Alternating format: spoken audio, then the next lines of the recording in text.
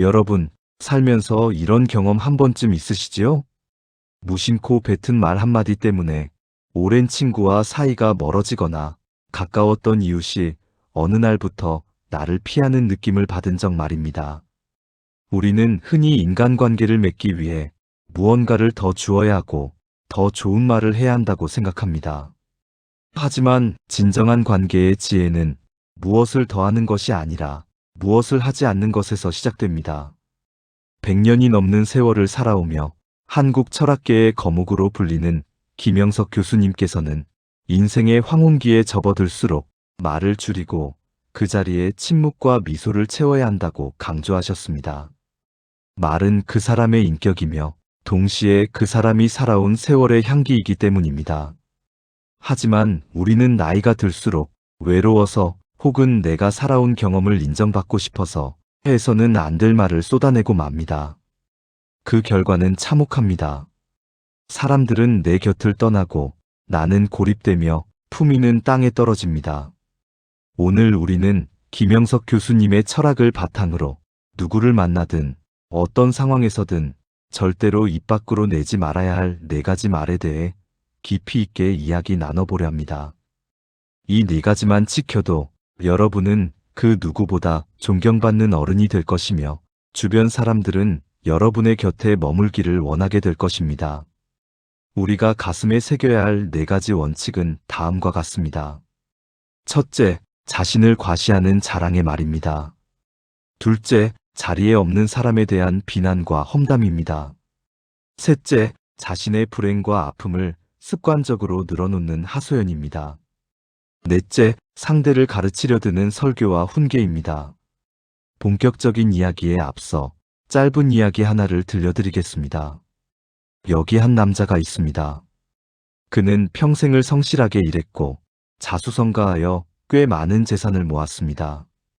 자식들도 모두 번듯한 직장에 다니고 있습니다. 그는 친구들을 만날 때마다 자신이 얼마나 성공했는지, 자식들이 얼마나 효자인지 이야기하는 것을 낙으로 삼았습니다. 그는 친구들이 자신의 이야기를 들으며 감탄한다고 생각했습니다. 하지만 어느 날 우연히 친구들이 나누는 이야기를 듣게 되었습니다. 그 친구 만나면 피곤해. 자기 자랑만 하잖아. 우리가 무슨 들러리도 아니고. 그는 큰 충격을 받았습니다. 자신은 친구들에게 좋은 에너지를 준다고 생각했지만 사실은 친구들의 자존감을 깎아내리고 있었던 것입니다. 이 남자의 실수는 무엇이었을까요? 바로 말의 무게와 방향을 몰랐던 것입니다. 이제 김영석 교수님의 지혜를 빌려 우리가 반드시 버려야 할 4가지 말 습관을 하나씩 아주 깊이 파헤쳐 보겠습니다. 첫째, 자신을 과시하는 자랑의 말입니다. 여러분, 자랑하고 싶은 마음은 어디서 나올까요? 김영석 교수님은 인간의 행복과 인격에 대해 말씀하시며 내면이 꽉 찬 사람은 굳이 자신을 증명하려 들지 않는다고 하셨습니다. 빈수레가 요란하다는 옛말처럼 자랑은 역설적으로 내면의 결핍을 드러내는 행위입니다. 우리가 흔히 범하는 실수를 떠올려 봅시다. 오랜만에 동창회에 나갔습니다. 반가운 얼굴들을 보니 마음이 들뜹니다. 술이 한 잔 들어가고 분위기가 무르익으면 나도 모르게 내 자식 이야기를 꺼냅니다. 우리 아들이 이번에 대기업 임원이 됐어. 우리 사위가 강남에 아파트를 샀는데 말이야. 물론 기쁜 일입니다. 축하받아 마땅한 일입니다. 하지만 듣는 사람의 입장은 어떨까요? 그 자리에 있는 친구 중 누군가는 자식 문제로 속을 썩이고 있을지도 모릅니다. 누군가는 경제적인 어려움 때문에 오늘 회비 내는 것조차 부담스러웠을지도 모릅니다. 여러분의 자랑은 그 친구의 가슴에 비수처럼 꽂힙니다. 겉으로는 아이고 잘 됐네. 축하해. 라고 말하며 웃어주겠지만 속으로는 씁쓸함을 삼키며 여러분과의 거리를 둡니다. 그 순간 여러분은 성공한 친구가 아니라 배려심 없는 사람이 되는 것입니다. 김영석 교수님께서는 말씀하셨습니다. 행복은 소유에 있는 것이 아니라 나눔에 있다. 진정한 어른은 내가 가진 것을 말로 떠벌리는 사람이 아니라 내가 가진 것으로 조용히 베푸는 사람입니다. 돈이 많다면 돈 자랑을 할 것이 아니라 친구들에게 따뜻한 밥 한 끼를 먼저 사면 됩니다. 지식이 많다면 아는 척을 할 것이 아니라 모르는 척 들어주는 여유를 가지면 됩니다. 자식이 잘 되었다면 자랑을 늘어놓을 것이 아니라 자식 걱정하는 친구의 손을 잡아주며 위로해야 합니다.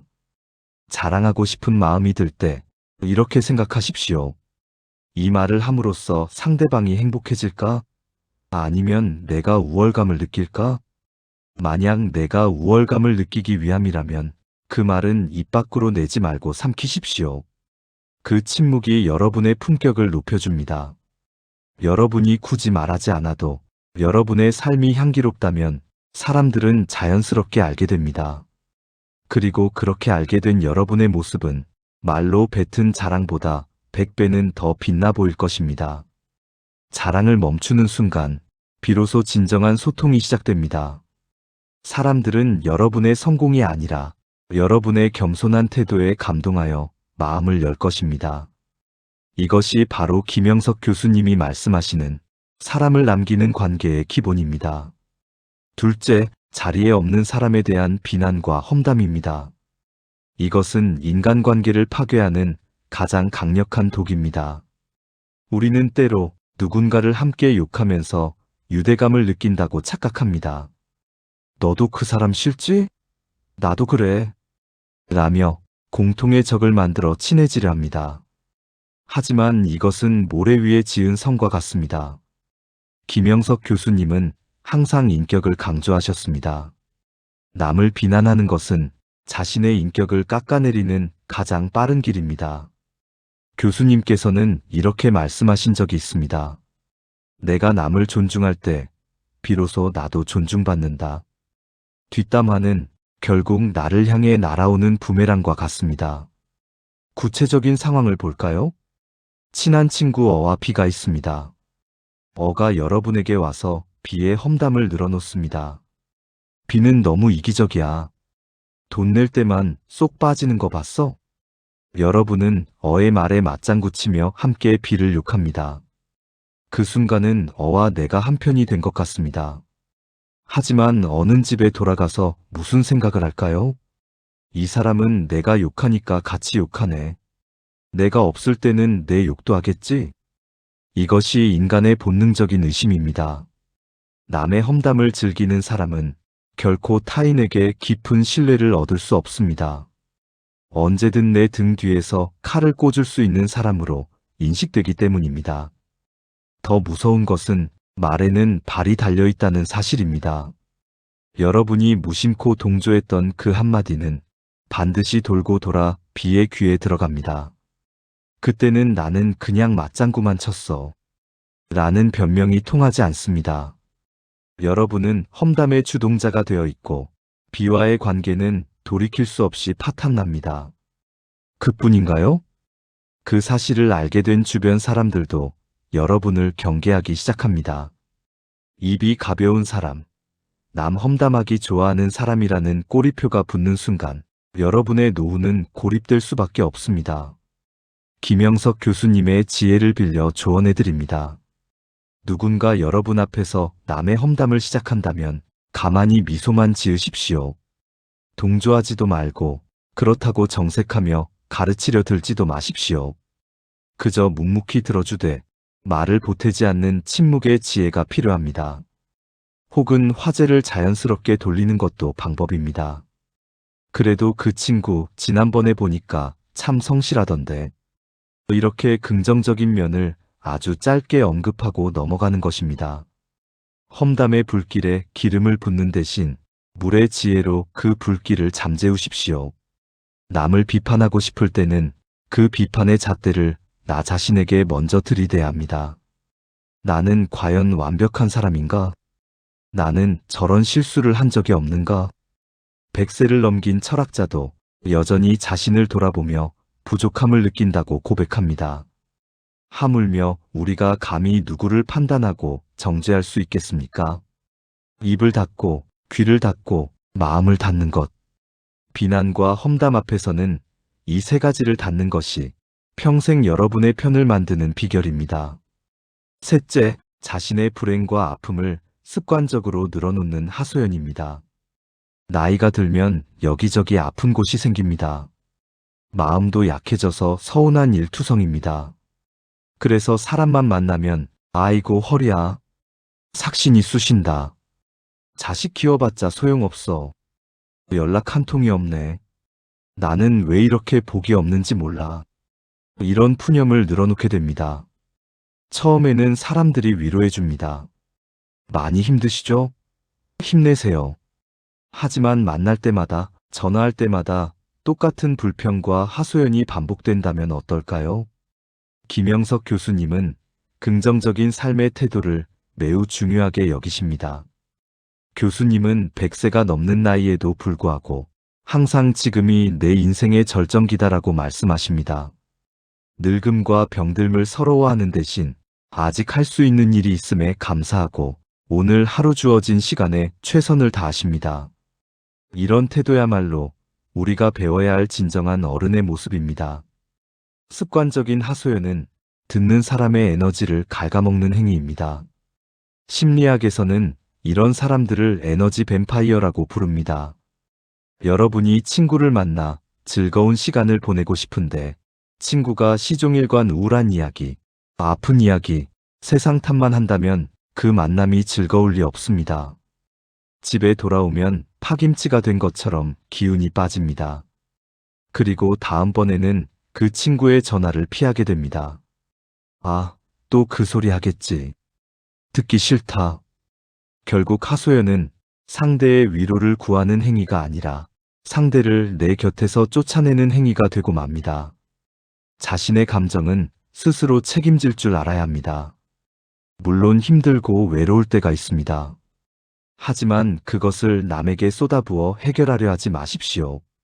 대신 스스로를 위로하는 법을 배우십시오. 산책을 하며 자연과 대화하거나 책을 읽으며 지혜를 구하거나 소소한 취미 생활로 마음의 생기를 불어넣으십시오. 김영석 교수님처럼 매일 일기를 쓰거나 자신만의 사색 시간을 갖는 것도 좋습니다. 자신의 고통을 객관화해서 바라보는 힘을 기르는 것입니다. 사람들을 만날 때는 아픔 대신 밝음을 선물하십시오. 요즘 무릎이 좀 아프긴 한데 그래도 이렇게 걸을 수 있어서 감사해. 자식들도 바쁠 텐데 제 앞가림 잘하고 사니 고맙지. 이렇게 긍정의 언어로 바꾸어 말해보십시오. 같은 상황이라도 여러분이 어떤 말을 선택하느냐에 따라 주변 사람들은 여러분을 피하고 싶은 징징이로 기억할 수도 존경스러운 긍정의 아이콘으로 기억할 수도 있습니다. 밝은 에너지 곁에는 사람이 모입니다. 꽃이 향기를 뿜어야 나비가 날아들 듯 여러분의 입에서 긍정과 감사의 향기가 나야 좋은 사람들이 곁에 머뭅니다. 이것이 고독하지 않은 노후를 만드는 핵심 비결입니다. 넷째, 상대를 가르치려 드는 설교와 훈계입니다. 이것은 나이 든 사람들이 가장 범하기 쉬운 실수이자 젊은 세대와 단절되는 가장 큰 원인입니다. 우리는 살아오면서 많은 경험을 했습니다. 실패도 해봤고 성공도 해봤습니다. 그래서 타인의 시행착오를 보면 안타까운 마음에 도와주려는 선의로 조언을 시작합니다. 내가 살아보니까 말이야. 너는 아직 어려서 몰라. 내 말대로 해. 그건 그렇게 하는 게 아니지. 하지만 여러분, 김영석 교수님의 교육 철학을 기억하십시오. 교수님은 교육은 사랑으로 기다려주는 것이다라고 말씀하셨습니다. 진정한 스승은 답을 주입하는 사람이 아니라 스스로 답을 찾을 때까지 묵묵히 지켜봐주는 사람입니다. 여러분이 하는 말은 아무리 좋은 내용이라도 상대가 원하지 않는다면 잔소리에 불과합니다. 특히 시대가 변했습니다. 여러분의 경험이 30년 전, 40년 전에는 정답이었을지 몰라도 지금의 시대에는 맞지 않는 낡은 지식일 수 있습니다. 그런데도 자신의 방식만이 옳다고 고집하는 것은 지혜가 아니라 아집입니다. 며느리가 살림하는 방식이 마음에 들지 않아도 아들의 직장 생활이 위태로워 보여도 후배의 일처리가 답답해도 입을 다무십시오. 그들은 그들 나름의 방식으로 치열하게 살아가고 있습니다. 그들도 넘어지고 깨지면서 스스로 배워야 할 몫이 있습니다. 여러분이 훈계를 늘어놓는 순간 그들은 마음의 문을 닫습니다. 또 시작이시네. 꼰대 같은 소리. 겉으로는 네 알겠습니다. 라고 답할지 몰라도 속으로는 반발심만 커질 뿐입니다. 가장 좋은 가르침은 말이 아니라 행동입니다.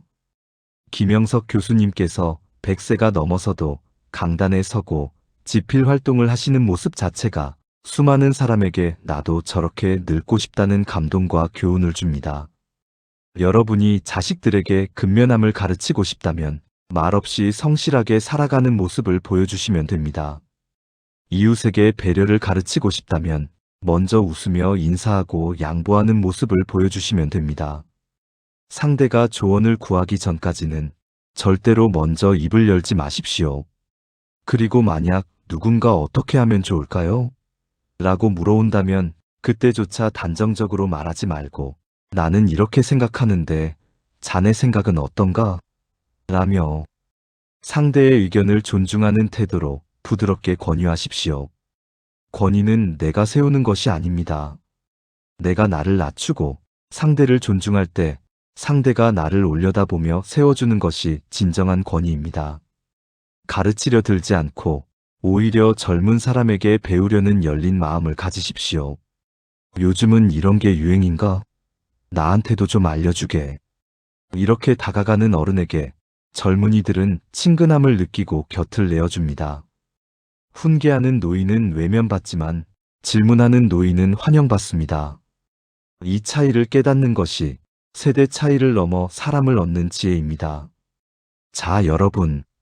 오늘 우리는 김영석 교수님의 철학을 통해 인생에서 절대 말하지 말아야 할 4가지를 깊이 있게 살펴보았습니다. 다시 한번 정리해 볼까요? 첫째, 나의 부족함을 드러내는 자랑을 버리십시오. 둘째, 나의 신뢰를 무너뜨리는 험담을 멈추십시오. 셋째, 사람을 지치게 만드는 하소연을 삼키십시오. 넷째, 관계를 단절시키는 훈계를 내려놓으십시오. 이 4가지를 입 밖으로 내지 않는 것만으로도 여러분의 삶은 놀라울 만큼 달라질 것입니다. 불필요한 말이 사라진 자리에 상대를 향한 경청과 따뜻한 미소와 깊이 있는 침묵이 채워질 것입니다. 그 빈 공간으로 사람들이 모여들 것입니다.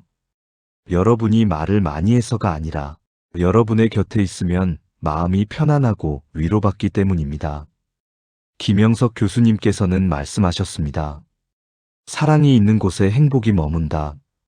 말을 아끼는 것은 상대에 대한 가장 깊은 배려이자 사랑입니다. 내 감정을 배설하기 위해 말을 뱉는 것이 아니라 상대의 마음을 다치지 않게 하기 위해 말을 삼키는 것. 그것이 바로 100년의 지혜가 우리에게 주는 가르침입니다. 말은 뱉으면 죽지 못하지만 삼키면 나의 덕이 됩니다.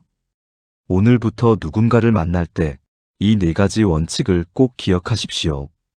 그리고 입을 열기 전에 3번만 더 생각하십시오.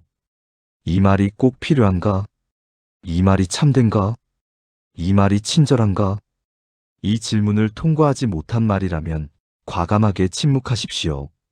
그 침묵 속에서 여러분의 인격은 더욱 빛날 것이며 여러분은 누구보다 존경받고 사랑받는 아름다운 어른으로 기억될 것입니다. 여러분의 남은 인생 여정이 가벼운 말들로 흩어지는 것이 아니라 무게 있는 침묵과 따뜻한 행동으로 더욱 풍성해지기를 진심으로 응원합니다. 오늘 이 영상이 여러분의 인간관계에 작은 등불이 되었기를 바랍니다. 내용이 마음에 와닿으셨다면 구독과 좋아요를 눌러주시고 소중한 분들에게 이 지혜를 공유해주세요. 여러분의 작은 실천이 더 따뜻하고 아름다운 세상을 만듭니다. 감사합니다.